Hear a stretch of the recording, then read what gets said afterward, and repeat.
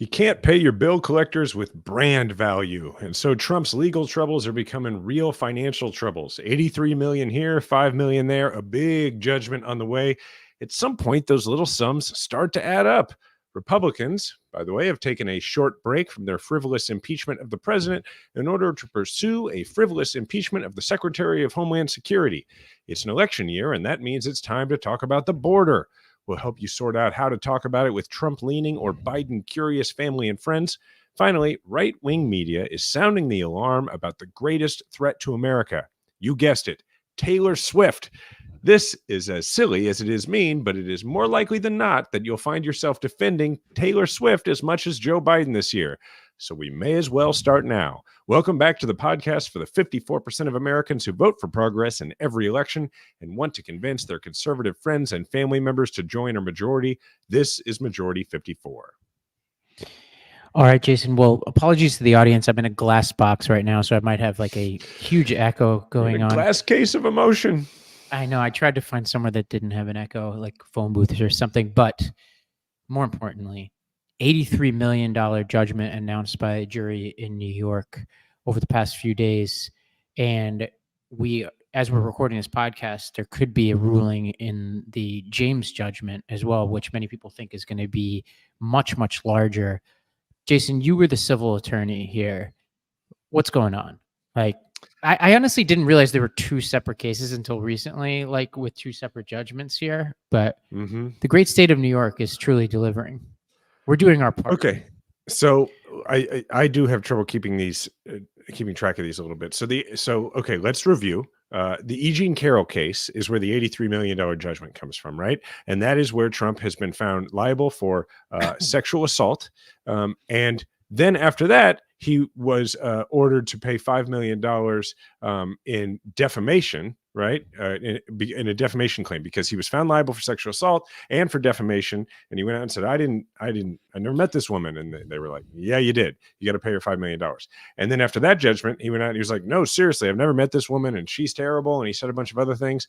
And then that brought a new claim. And now the judge in that has said that's going to be $83 million.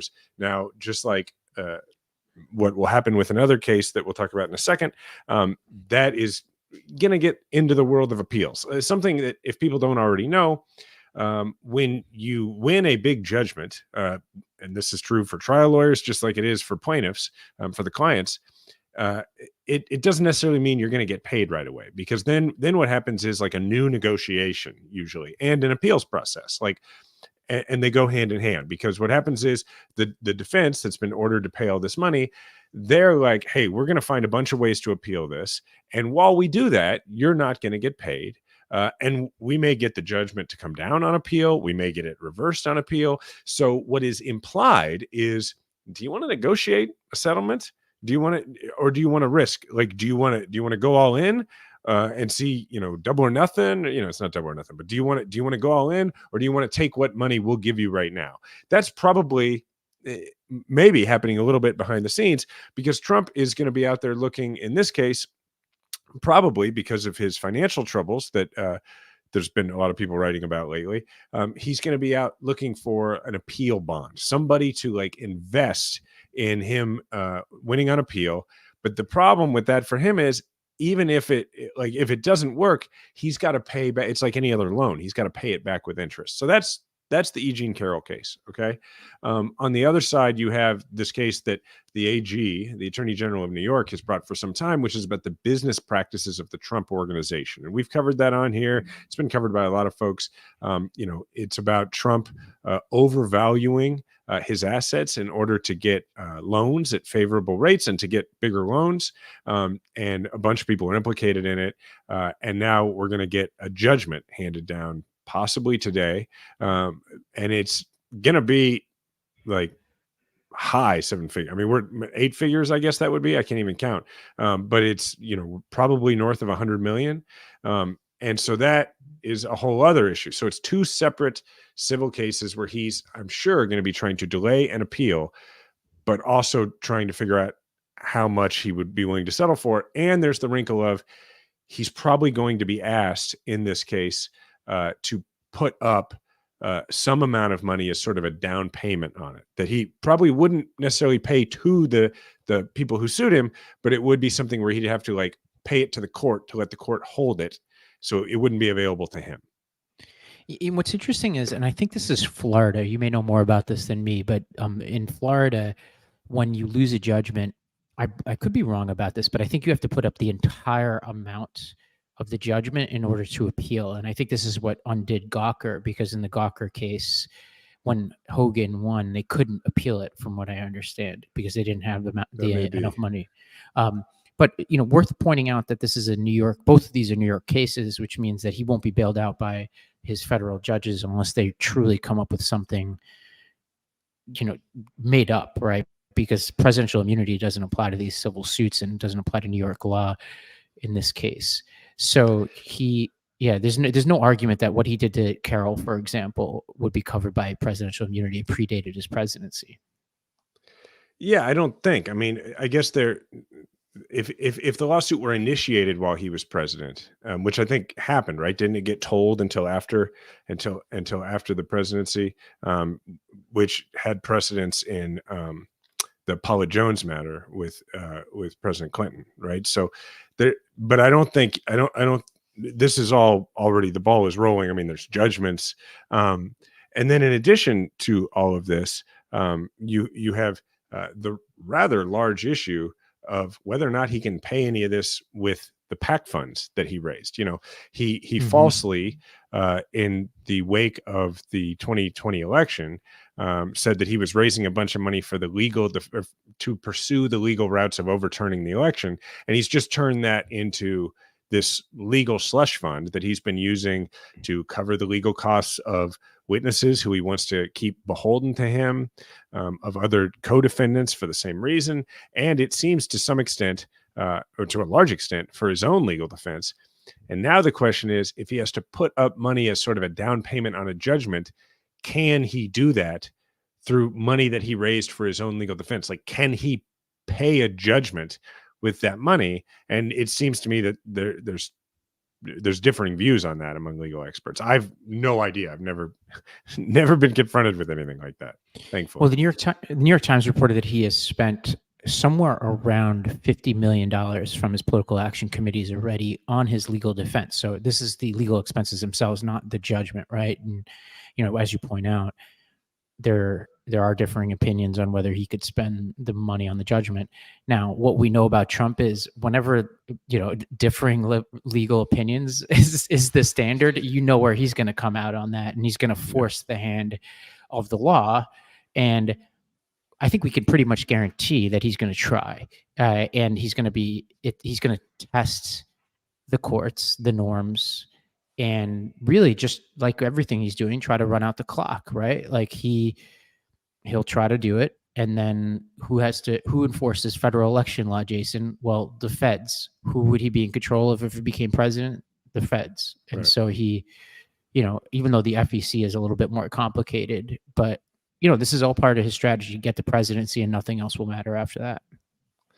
Yeah. And on top of all of this, you have, for him, I think the complicating matter of it putting more scrutiny on his finances, which he doesn't want. I mean, it's well known that Donald Trump has been unwilling at any point to follow the well-established norm of, releasing his taxes, releasing a true statement of what he owns and doesn't own, where he's doing business, like every other president and presidential candidate for the most part has done. He has not ever done that.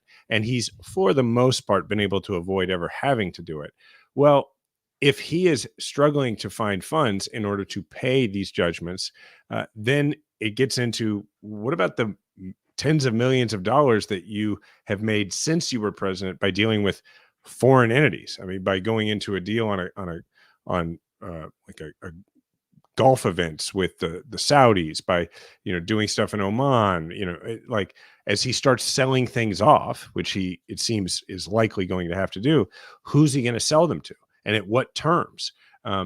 Now, does that mean he's going to have to divulge it? No, but it does mean that he's going to get increasingly more scrutiny, hopefully, from the media about those ongoing business dealings, including probably going back to money that he and his family made from foreign entities while he was president. Yeah, and I think like if you're thinking about this from the perspective of our goal being to stop Trump from becoming president, even in the scenario where he's pulling money from his PACs, that obviously helps the cause because that's money he won't be spending on his election, and it will be at least it'll have a chilling effect to people who want to give to his campaign. Now, some of his base will be animated by this and want to help him, but I would imagine the big donors might have some issues with that. Like, I wouldn't put past them to just want to curry favor with him and pay his legal bills, but that would be a taller order. But on the question of how much money he has, I'm going to read from a section of this New York Times article because I think they did a pretty good job of, on the one hand, on the other handing what Trump has. So they said, when Mr. Trump was entering the White House, Alan Weisselberg, the longtime CFO, prepared a memo showing that the Trump organization was running low on cash. It had $60 million, which included more than $26 million tied up in a partnership he could not touch. During much of his presidency, the annual financial statements Mr. Trump's company submitted to his lenders showed that he had anywhere between 75 and 93 million in cash.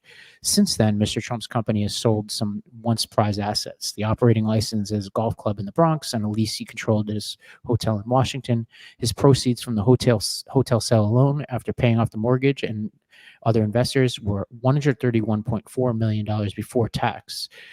In Mr. Trump's post-presidential life, his business, the Trump Organization, has also struck new deals with foreign partners, including Saudi-backed golf venture and a Saudi-based real estate company for a housing and golf complex to be built in Oman.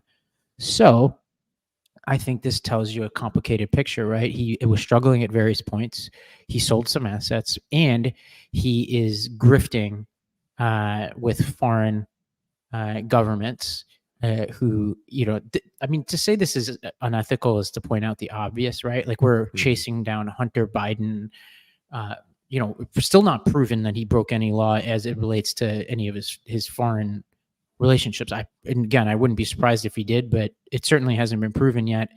And definitely hasn't been proven that there's anything involving Joe Biden in those relationships. And then here we have in plain sight, Trump running to the Saudis to rescue him financially. It's just sitting there. Never mind Jared Kushner. Yeah, never mind Jared Kushner.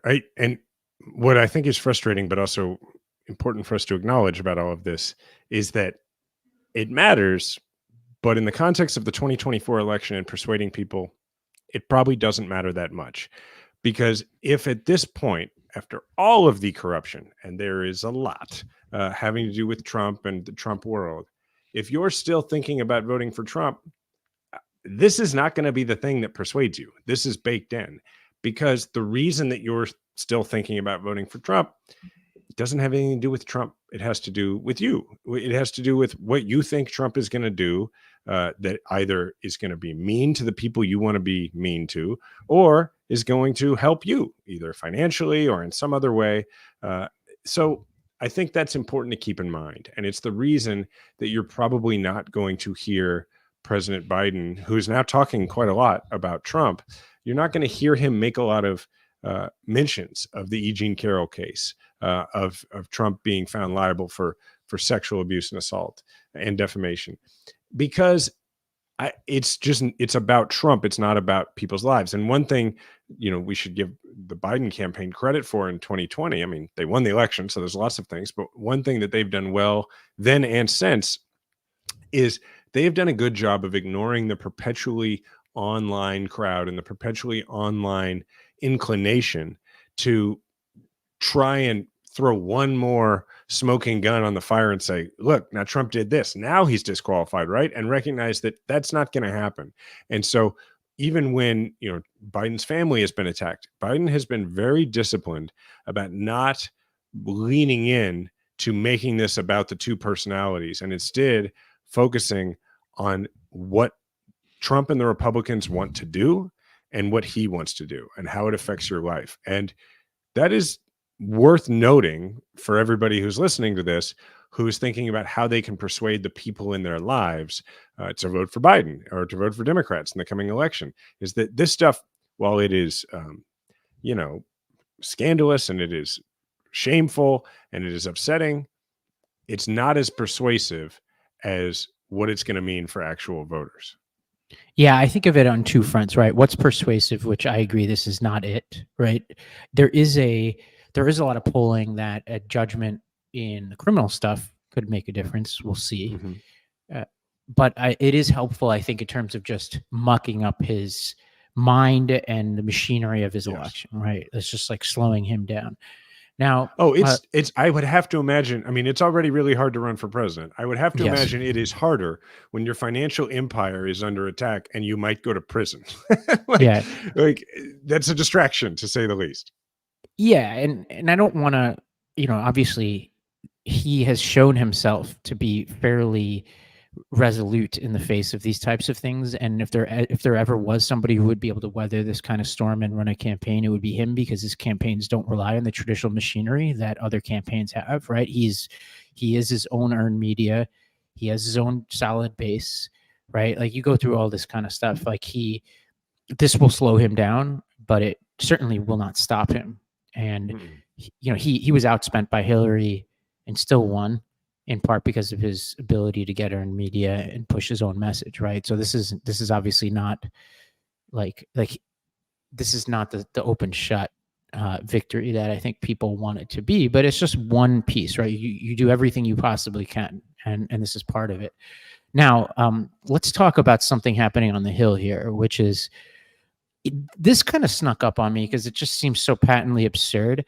But the GOP House Homeland Security Committee approved 2 articles of impeachment earlier today against Mayorkas, the Homeland Security Secretary, over his handling of the southwest border. And this was an 18 to 15 party line vote.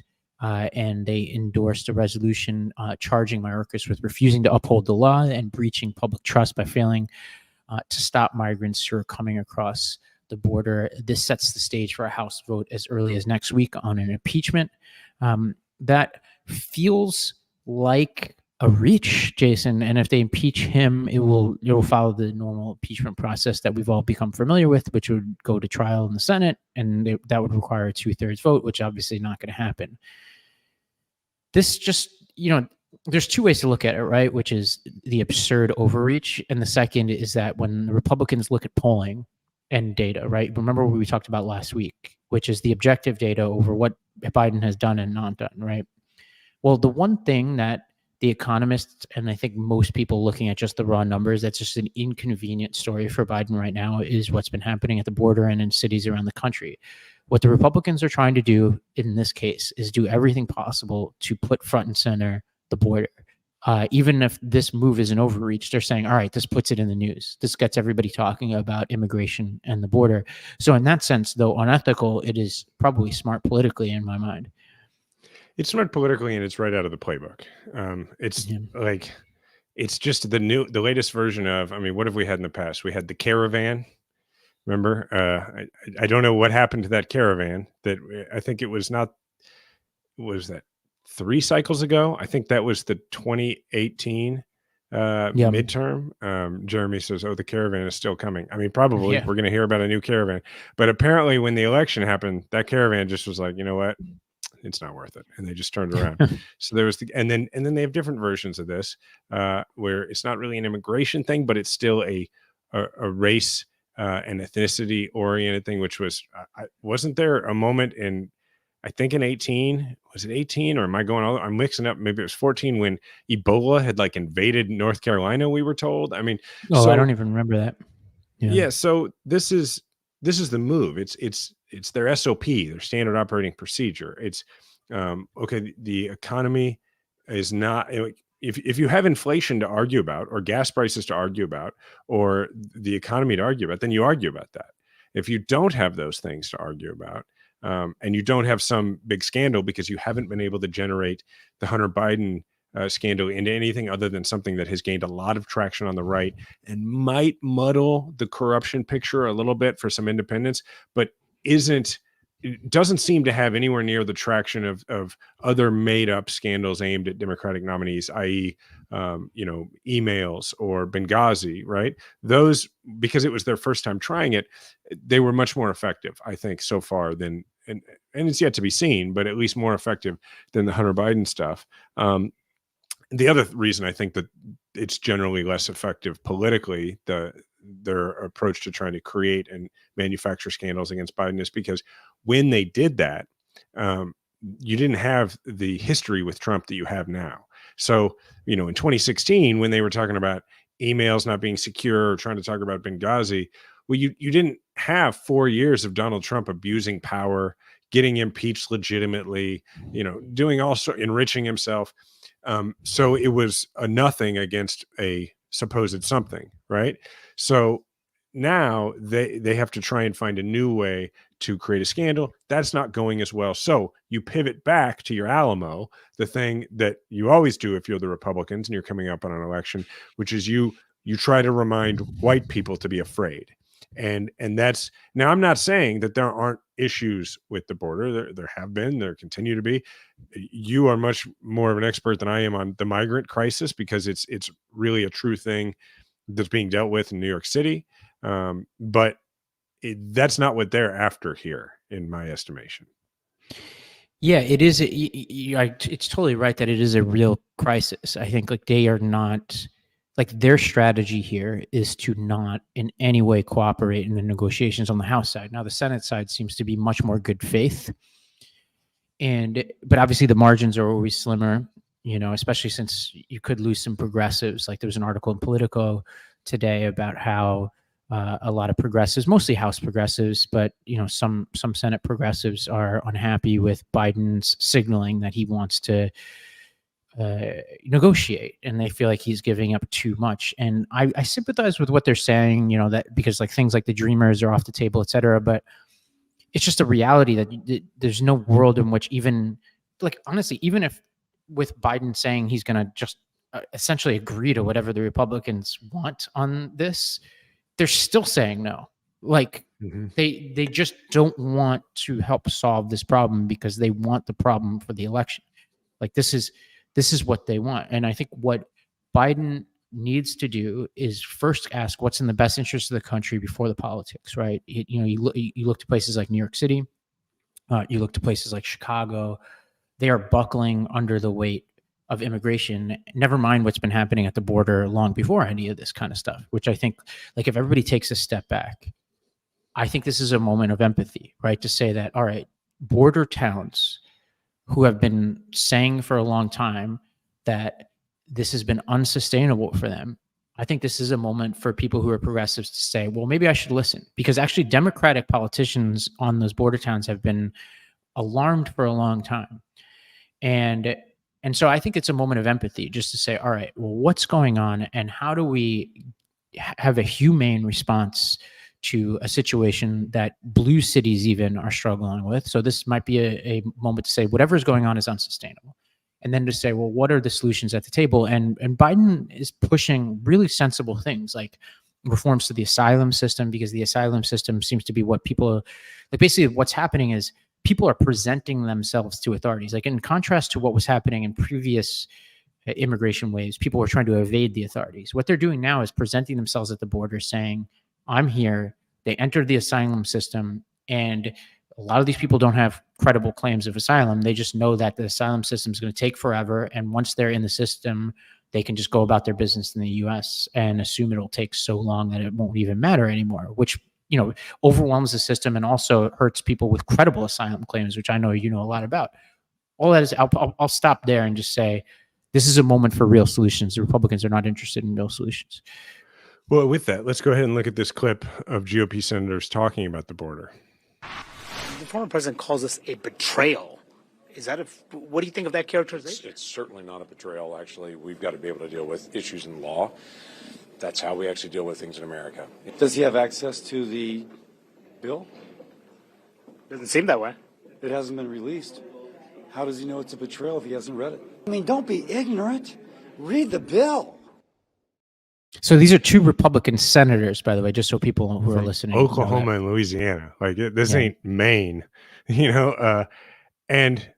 And so let's talk about the politics of this, because when you're going to talk about the politics of this with people, and if they're going to bring up the border as a reason to vote for Trump, I think it is important to talk about this. And an analogy you can use is Nixon when he was running.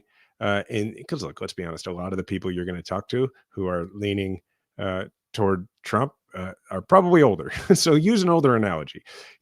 Nixon was secretly working back channels to try and keep a peace from happening in Vietnam while he was running for president, because he didn't want the Democrats to get credit for it, and he wanted to come in and be the one that brings peace, right? So he kept the war going, it turns out. Right.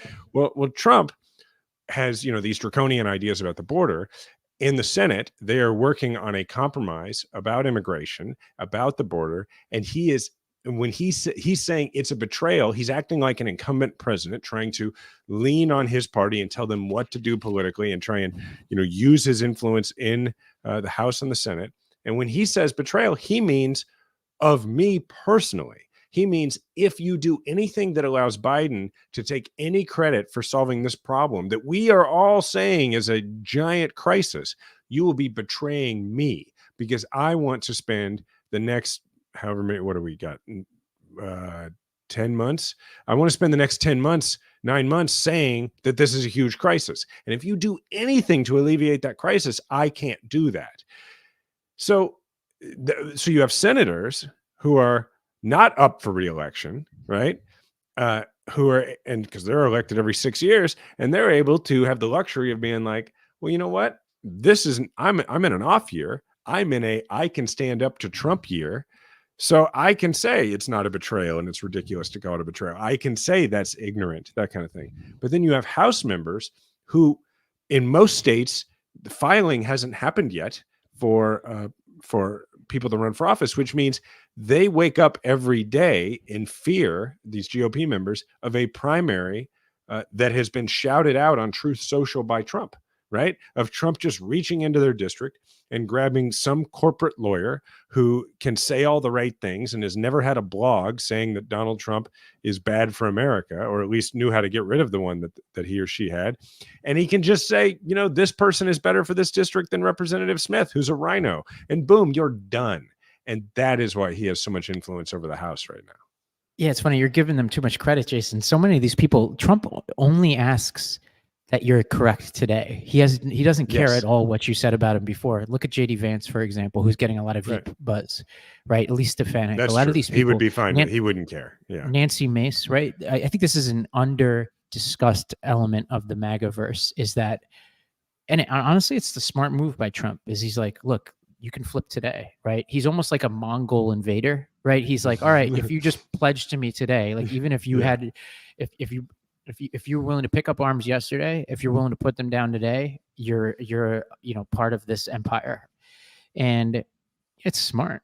It's look at Nancy Mace. Like everybody in Nancy Mace, like the representative from South Carolina, everybody in my life who is a moderate conservative was like, you need to get Nancy Mace on the Lost Debate podcast. She's a moderate. She's the future of the GOP. Well, what is Nancy Mace up to now? She sounds no different than Matt Gaetz, right? Because she made a calculation that Elise Stefanik made, that JD Vance made, that Josh Hawley made, all these people made who tried to, I'm probably giving Hawley too much credit, but the rest of them at various points were like, I'm the intellectual, moderate conservative who's going to call out Trump, right? There's no place for those people anymore in our politics. Yeah. So, yeah. He's Faust if Faust lost his ledger of souls, right? Like, I mean, Trump, no permanent enemies, no permanent friends, definitely no permanent friends. That is for sure. Yeah. And so it's literally transactional. And so the transaction right now is, I would rather talk about the border than have you do anything about the border. Now, what people will come back at you when you say this and say, because it's what Trump is saying is no, we would rather have a good border deal when Trump is president than a bad border deal. And Trump, we've got it up on the screen here, Trump truthing or whatever you call it. A bad border deal is far worse than no border deal. Well, that's a cover, right? Because as Senator Cassidy pointed out, he don't have a clue what's in the deal. Like they hadn't released it. He doesn't know. He just doesn't want anything to get done. Well, let me put it this way. If Joe Biden were to say, all right, Ukraine aid, Israel aid, and a wall, like that's the only immigration policy we have, Trump would still oppose that. Oh, right? absolutely. If Joe Biden, and I actually think Biden should just mess around and try to see if he could do this, because I'm of the opinion that the wall is irrelevant. Because when whether you have people with guns or lasers or whatever, like it just doesn't matter. Like, Yeah. but call his bluff. Say, all right, let's just have an up down vote on the wall, and then Biden either gets the wall and says, "Well, I actually delivered on your campaign promise," or Trump says no to his own wall, right? Like, and by Here's the way, how you can get the wall, by the way, like they can pass the wall and you can just not build the wall, right? Like, Well, yeah. here's the problem with that politically, which is that what we have learned and what several of the progressives that you mentioned earlier have been pointing out, and I think rightly or correctly, is that the old adage, the old Harry Truman adage, that if you give people a choice between a Republican and a Democrat who sounds like a Republican, they're just going to pick the genuine article.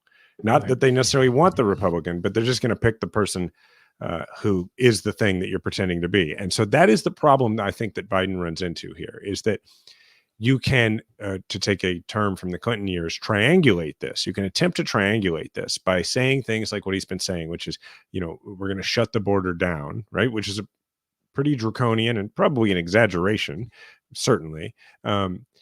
But it sounds like tough talk, and it's an attempt to go after those independents who are concerned about these issues.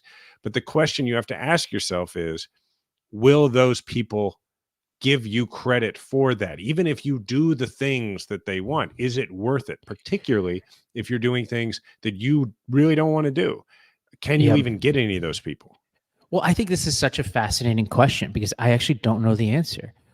So I actually had an interview with David Frum last week, like the Bush speechwriter, who's now like a never Trumper.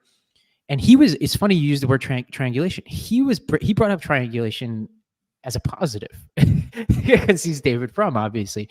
And he looked at, he was arguing that the Dick Morris, what he called small ball, right? Like Clinton picking fights over school uniforms and all this kind of stuff and losing those fights was actually helpful politically in his reelection. Obviously, I was in middle school, so I honestly have no idea. But it is an interesting theory, right? Which is, I'm equal parts persuaded by people who say our coalition falls apart if Biden does this kind of things versus those who say, well, like he'll signal to the moderates that he's serious or whatever. I actually am kind of 50-50 on that, right? Which is like, I actually don't know, but I hear smart people making both arguments. So quick update on this, and then I'll comment on what you just said. So the update that Salty just gave us is that Mitch McConnell has just said that senators are close to releasing final bill text of the border and immigration negotiations, but they're not there yet. McConnell praised James Langford for the job he's done negotiating with Democrats in the White House. That comes from Max Cohen at Punchbowl. So we still haven't released it.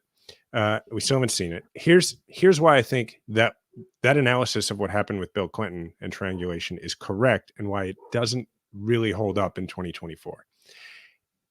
In those days, one, you had Bill Clinton, who was a Democratic governor of Arkansas, and he had a record of being a moderate. He existed in the zeitgeist as a moderate Democrat.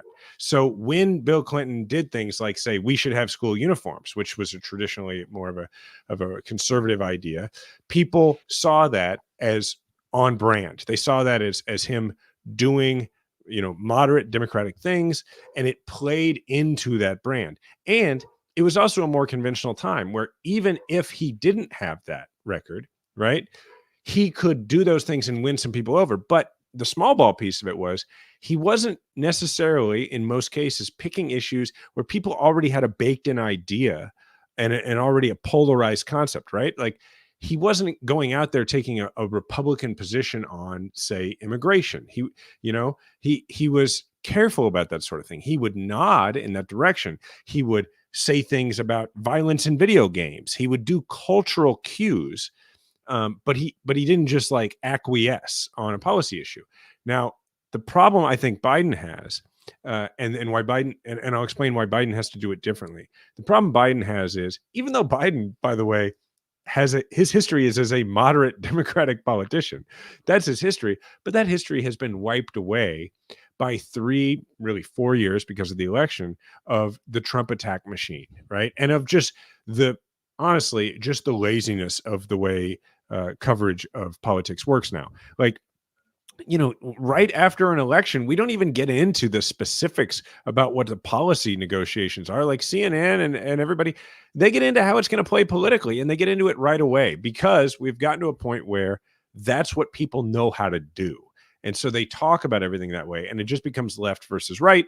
And the average independent voter who's not sure what they think about things, particularly one that's conservative, for all the fights that people like my friend Claire McCaskill may have had through her comments about people like AOC, they don't see them as any different. I promise you, they do not differentiate between the two.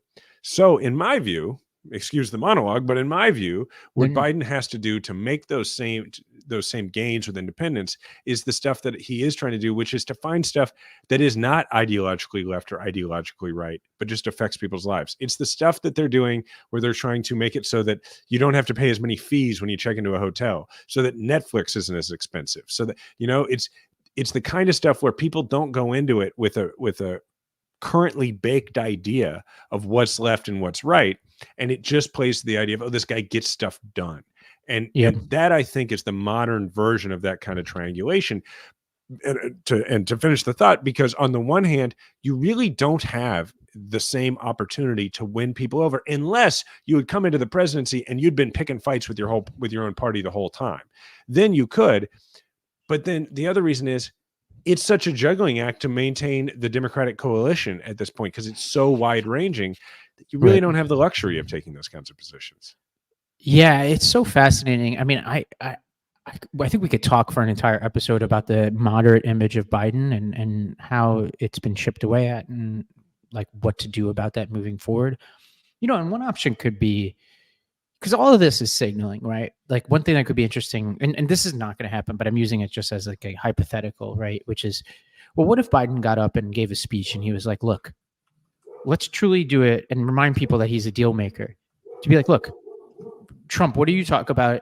What's the one thing you care about when it comes to immigration? The wall, right? You've been talking about the wall. And by the way, you could use this as an opportunity to remind people that he didn't do what he said he would do. And be like, well, you want the wall. Let's do the wall if you give me Dreamers. Like, let's do Dreamers for the wall. Now, this is never going to happen. So, like, people listening are be mad. Well, the wall is like this or that. Like, look, they're not going to say yes to this, but let them say no.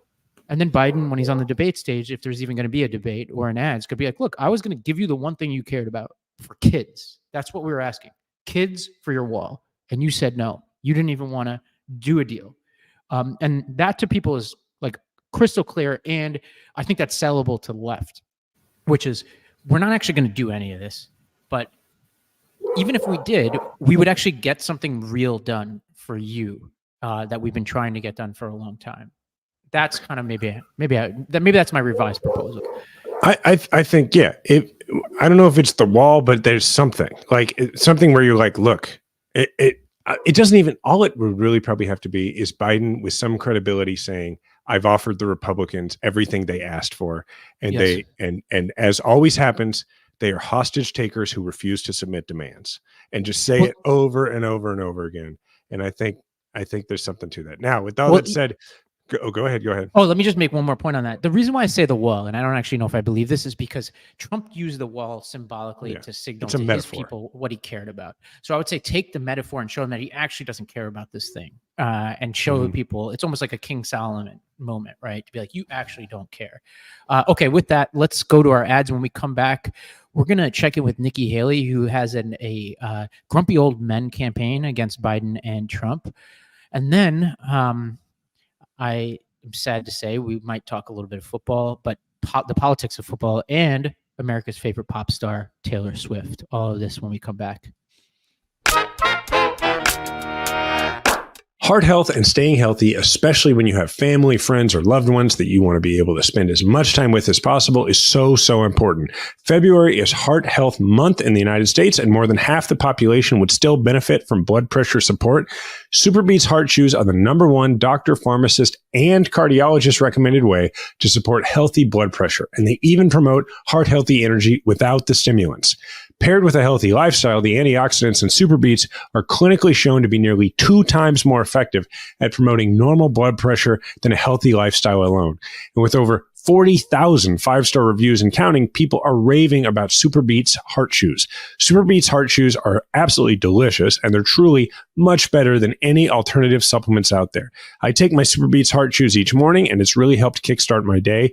After taking my Super Beets Heart Chews, I feel like I have more energy. I'm ready to take on the day. Super Beets Heart Chews support healthy circulation, so you not only get blood pressure support, you also get productive, heart-healthy energy without the crash. Support your heart health with Super Beets Heart Chews. Get a free month supply of Super Beets Heart Chews on all bundles and a free full-size bag of turmeric chews valued at $25 with your order by going to majority54beats.com. Get this exclusive offer only at majority54beats.com. Sleep is incredibly important in my household, which is why I love my Helix mattress so much. Now, here's the order. It's like my family, Diana, True, Bella. And then right under that, the dog. No, the dog is after. The dog is after my mattress. So, like in terms of what I'm on the road right now, what I'm looking forward to when I get home, I want to see my family, and then I want to sleep on my mattress that I love, and then I would like to see my dog. Now I'm going to see my dog before the mattress, but you get my point. And that's because, I'm a guy who I used to be such a pro at sleeping on any surface. I was a soldier. I prided myself on that. I could sleep anywhere, but now I'm totally spoiled, man. I dread this hotel bed that I'm looking at over here because I just miss my mattress. It just knows exactly what to do with my spine. It's perfect. So with everything going on in life, from work to a demanding social schedule to sports and kids sports, it's incredibly important to me and probably to you that you're getting a good night's sleep every single night. So you should take the Helix Sleep Quiz and find your perfect mattress in under 2 minutes. I took the Helix Sleep Quiz. I was matched with a Midnight Luxe mattress because I wanted something that felt like medium to firm, and I sleep on my side. So it really helped me get exactly where I needed to be. Don't take my word for it. Helix Sleep has over 12,000 5-star reviews. So by supporting Helix, you're allowing them to support this show. Go purchase your Helix and thank us later for your best night's sleep. Helix is offering 20% off all mattress orders and 2 free pillows for our listeners. Go to helixsleep.com/majority54. This is their best offer yet, and it won't last long. With Helix, better sleep starts now. Well, Jason, Nikki Haley has fought on, and she and her campaign released a campaign today called Grumpy Old Men. This is a new series. I don't know exactly what that means. I couldn't find the actual video here, but this is from their press release. The series will highlight what the American people can expect from Donald Trump and Joe Biden: more chaos, confusion, drama, and a refusal to debate. Nikki Haley offers a better choice with a strong conservative track record. And this is a quote from her campaign spokesperson. Nearly 50% of Republicans and 70% of Americans don't want to watch grumpy old men stumble across America when our country is on the brink and the world is on fire. Sadly, this version of grumpy old men offers no comic relief, just chaos, confusion, and a bad sense of deja vu for the American people. There's more here that's super duper cringe, but I'll just pause there, Jason. I don't know. First, let's acknowledge solid movie. Great movie, yeah. It was a good movie. So good that they had to say there's no comic relief in this version because they knew that people love that movie so much that they might have a positive feeling with that accusation that they're grumpy old men. Well, I can't. Can I just say something about Nikki Haley to do? Can I just say something about that? Grumpy old men, right? I don't even want to know how old they were, but here are the ages of the Golden Girls. Okay, Dorothy. This is upsetting. Dorothy 55, Rose 55, Blanche 53. Okay, now Sophia was older because she was the mom. Stan 57. Dude, we're not that far from the Golden Girls. I'm about to turn 43. I'm within a decade. And honestly, look, my years are feeling pretty golden. Now, they're not feeling short, but they're feeling golden. This is not the segment for that, but that show is absolutely a 10 out of 10. Like, I don't know. If you've rewatched it, it really holds up. I haven't, but everyone says that. But all right, now back to, I mean, this is how boring it is to talk about Nikki Haley as we start talking about the Golden Girls. We're going to get to Taylor Swift in a minute, folks, so hang around. But look, I can't think of what is better for her to be doing at this point. It's look, it's not a terrible argument, right? Like it's the best argument you can make right now. It's a generational one if you're her. And we should, look, everybody is making this argument about Biden. It is refreshing that even if it's coming from his own party, that somebody is making this argument about Trump as well. Because obviously we can't. You can't go out really arguing that Trump is too old when he was a freshman when your candidate was a senior. Yeah, let me read a little bit more from this press release because it is super duper cringe. I agree that the strategy is correct. I have some questions about the execution. So this is what they wrote. Grumpy old men, a preview. Basement buddies. Both Trump and Biden spend most of their time hiding in their basements instead of out on the campaign trail. Debate dodgers. Both Trump and Biden don't want to put their mental decline front and center on the debate stage. Stumbling seniors. Both Biden and Trump will be octogenarians. Profligate polls. Both Trump and Biden are spent like drunken sailors. And drama divas. Both Trump and Biden are consumed by investigations, chaos, and incompetence. Now, I'm not sure Joe Biden loves the drama, but if you're listening at home, you too can be a campaign strategist. That's what I think this tells us. It's like, this doesn't require a lot. And honestly, that feels like it was written by ChatGPT. Yeah, it actually really does. And it also feels like, we've assumed all along that running a dead man or woman walking campaign for the presidency in a primary is really, a slog and depressing. But on the other hand, they're in whatever, let's give it a shot territory.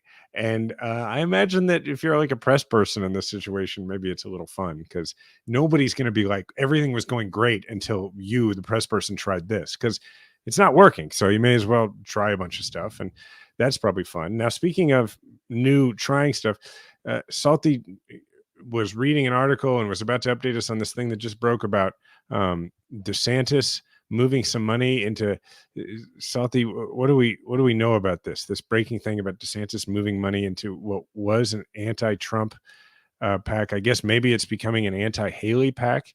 And that seems to be the indicator. Okay, here we go. The chief group backing Florida Governor Ron DeSantis' presidential bid made a $2.75 million cash infusion to a pop-up super PAC right around the time that group spent millions attacking former President Donald Trump. The payments from the pro-DeSantis Never Back Down to Win It Back PAC, a group linked to Club for Growth, were revealed in the, I know it's terrible naming, were revealed in the latter groups, or it's, I don't know what it is naming, were revealed in the latter group's filings with the Federal Election Commission on Tuesday. Win It Back PAC spent more than $6.4 million on digital and TV ads over the summer. Okay, so what that means this is pre him dropping out. Yeah, it's pre him dropping out, but it's still there, and I have to imagine that. I mean, once he's all in, he's probably going to use it to hit Haley, right? Or just hold on to it, because in his mind, because you know how these people work, he still looks in the mirror every day and sees future president of the United States. So he's just going to hold on to the money. Why not? Right? That's kind of what I see. I mean, his campaign manager was his former chief of staff. There also this week it was reported that the chief of staff is heading back to Tallahassee. Is that where our capital is in Florida? To be the chief of staff again. And so I think he's just going to, kind of bide his time and try to, rebuild his woke credentials or anti-woke credentials over the next couple of years, and then try to run in 2028, right? That would be the year, 2028. Yeah. Neither of these guys can run again.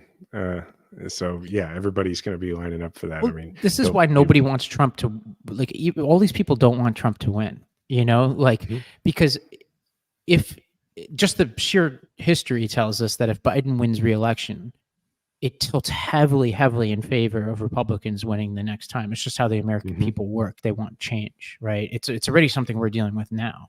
Right. So if you're DeSantis, you're like, all right, I would love to see an open field, us versus the Democrats after the Democrats have been in power for 8 years, because that heavily stacks in their favor. Not to mention the fact that if Trump wins, you have to deal with the fact that he's going to try to run again. I mean, which who knows what's going to happen. That's yet another reason that we can't let him win. All right. That's about as much attention as we should give this fledgling Republican primary. Now, folks, let me give you a little background before we play this clip from the recount, which is a supercut of Republicans and Fox News personalities freaking out about Taylor Swift. There was some poll, I don't even remember the origin, that came out saying that like 18% of Americans said that they would vote for who Taylor Swift tells them to vote for. Now, we could get into, are those people already liberals who know who Taylor Swift is voting for because they followed her politics? What is that? Who knows? But it has them scared to death. And for context, so yes, we see the Drudge Report headline here that says MAGA goes to war on Swift. Now, Taylor Swift is having a pretty good year. Isn't she like Time Woman of the Year? She's undoubtedly she had the highest force grossing concert tour in American history. Yeah, I mean, she is a musical genius. She's an entertainment genius. She is clearly someone who is able to speak to the feelings of particularly young women in this country. So I can see why they're concerned, but boy, do they look ridiculous. Let's play this clip. We have had enough of Taylor Swift for now. She shouldn't be liberal. She should be a total conservative, given everything. The Pentagon PSYOP unit pitched NATO on turning Taylor Swift into an asset. Yesterday, she flew private from New York City to Baltimore. Yet she constantly talks about climate change. So just please don't believe everything Taylor Swift says. We're all begging you. I think she should just stick to her singing and let her love life be what it is. The New York Times just speculated she's a lesbian. A new poll shows 18% of voters are likely to vote for whichever candidate Taylor Swift endorses. Uh-oh. Biden effectively has Taylor Swift as his VP. A single post of hers led to 35,000 new registrants. That's arguably more power than the president. She's sharing links. And her boyfriend, Travis Kelce, sponsored by Pfizer. What's her stance on policy, economic policy, foreign policy? I don't think that'll be. So don't get involved. Don't get involved in politics. We don't want to see you there. So they're just begging her, Ravi, they're trying to, on the one hand, they're threatening her and trying to be like, look, you are probably inclined to say something publicly about this election, and we want you to know that we will unleash, and it's a real thing, we will unleash the Bud Light thing on you. We will be, and not just the economics, but like your physical safety. Like that's a real thing that they're threatening her with. And at the same time, they can't help begging her. Like, we're begging you not to get involved. The collateral, damage is now they're anti-Travis Kelce, which they were starting to be anyway, because he did a commercial for the COVID vaccine for Pfizer, saying you could get the flu vaccine and the COVID vaccine at the same time. I don't know, it's man. funny. I saw my think mom, it's going to be a mistake on their part. My mom posted on Facebook after whatever that she wasn't going to watch the Super Bowl, and then she recently reposted saying she's going to watch it now because of all of this. I would say the one thing that they're saying that makes sense to me is that there's a grand conspiracy in the NFL to help the Chiefs win because they want Taylor Swift to. Like, obviously, it helps with their ratings.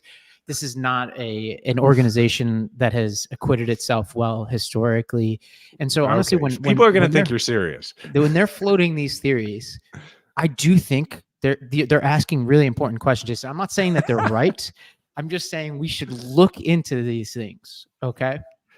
If you're just joining us, Ravi is a Bills fan, and the Bills were vanquished. They raise important questions because the amount of revenue that's at work here, Jason, like you're just saying, like, they do have an interest in seeing the Chiefs make the Super Bowl. I'm not saying that's why the Chiefs are in the Super Bowl. All right. That was funny. Now I'm going to say something real, which is that here's what I would point to when people, because you're going to have you're going to go to a Super Bowl party, and every time Travis Kelce scores or whatever, they're going to show Taylor Swift, and you're going to have a relative who says some crap about it. And here's what I would say, which is nobody cares when they show. Like when Jack Nicholson is at Lakers games and they go to him, like, people don't get mad about it.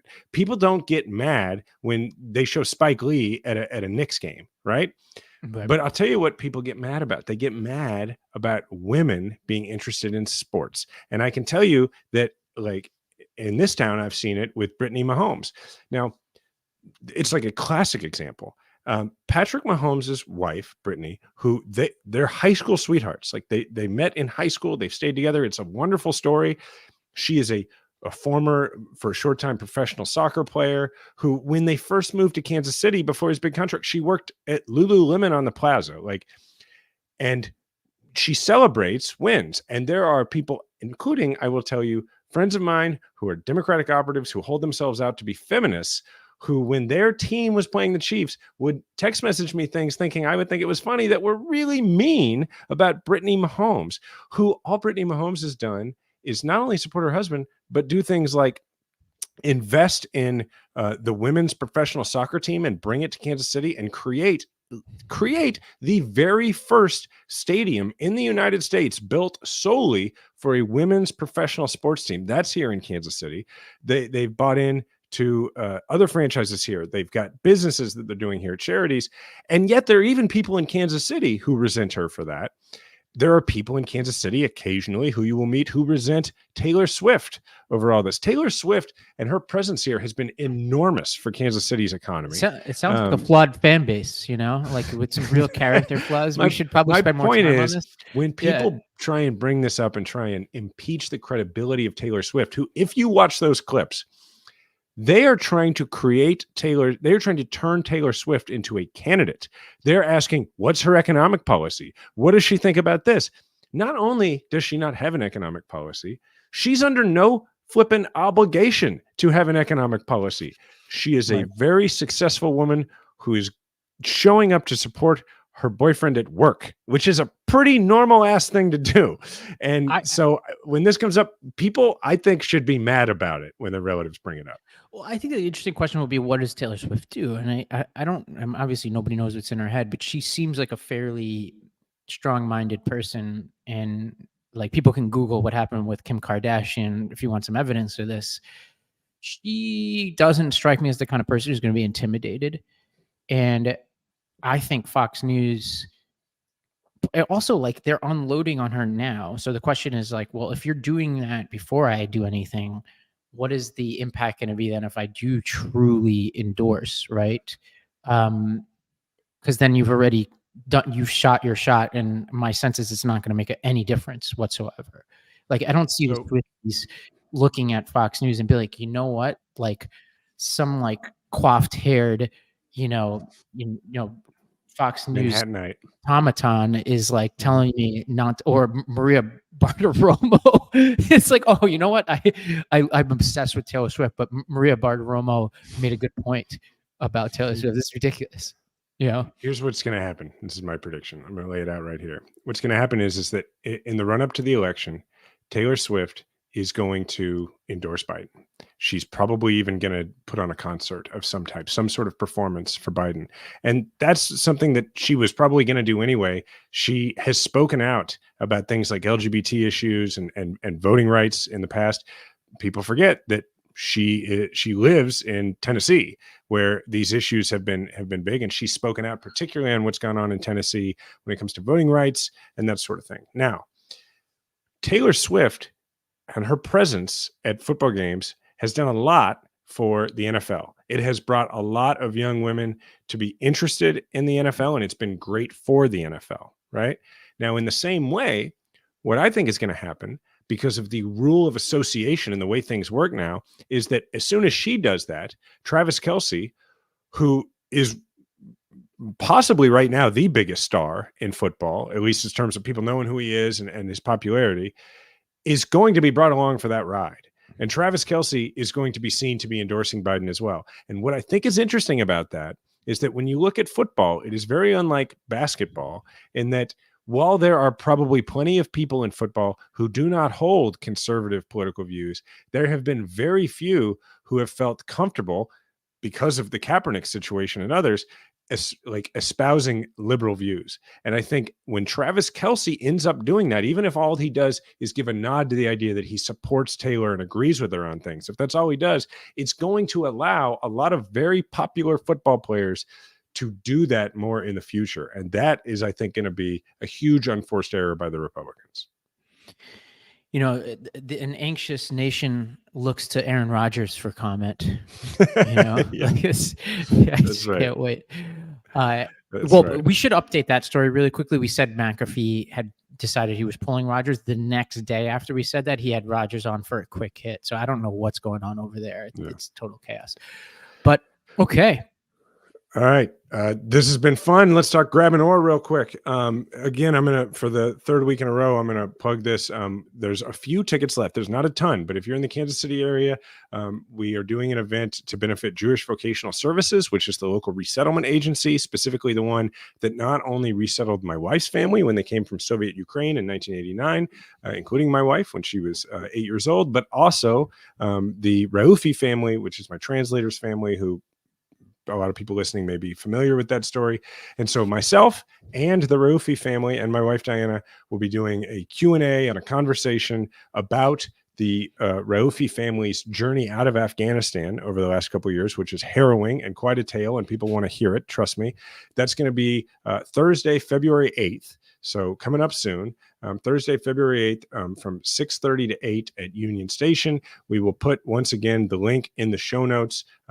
There's not a ton of tickets left, but there are some, and we'd love to have folks there. So, Ravi, we can do one for us. What's going on with you?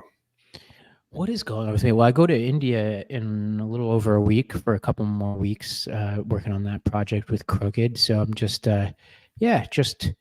living the life in New York. The brief time I'm here, working from Industrious. Yeah, things are pretty quiet over here. What about you?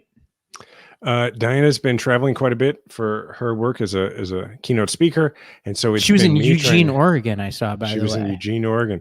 It's one of 3 states I've never been to. I really wanted to go with her, and she was like, "It's a short trip. You're not going." And I was disappointed because I wanted to check that one off. But anyway, so she's been traveling. So I've been trying to hold things down, the three of us here. And a funny little story about my daughter Bella, who's 3 and is basically a complete clone of my wife. So she is both adorable and brimming with personality.